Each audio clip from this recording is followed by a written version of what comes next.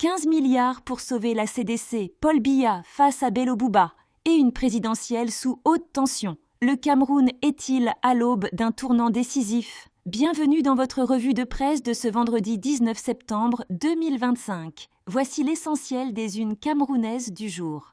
The Guardian Post ouvre avec une annonce majeure. Le gouvernement a déboursé plus de 15 milliards de francs CFA pour apurer les arriérés de salaire de la CDC. Une enveloppe qui porte le total payé entre 2018 et 2022 à plus de 35 milliards. Cameroun Tribune s'intéresse à la couverture médiatique des élections. Le quotidien public insiste sur la lutte contre les fake news et les discours de haine. Il revient aussi sur le paiement des arriérés de la CDC et sur la reconstruction en cours dans le Nord-Ouest. La Voix du Centre titre sur la campagne du RDPC avec Paul Biya présenté comme le seul maître de la scène politique. Le journal insiste sur le contrôle total du président sur le processus électoral et la stratégie de sa réélection. L'actualité met en avant la coopération Cameroun-Chine, avec la mise en place d'un comité interministériel pour exécuter le plan d'action FOCAC 2025 à 2027. Le journal salue aussi la nomination de Oma Mester comme responsable de l'ALEL Ladies League au Cameroun.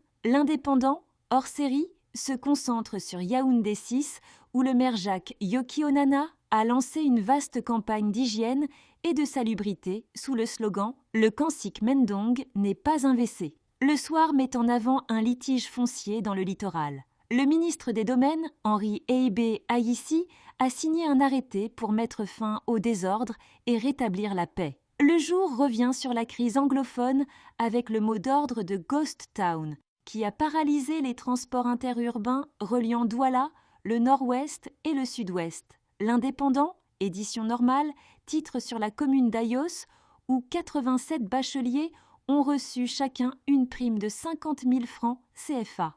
Un geste soutenu par l'État et le maire Paul Ndongo Bikoo. Le Messager dénonce ce qu'il appelle la fumisterie autour du rachat de Chococam par les frères Diaye.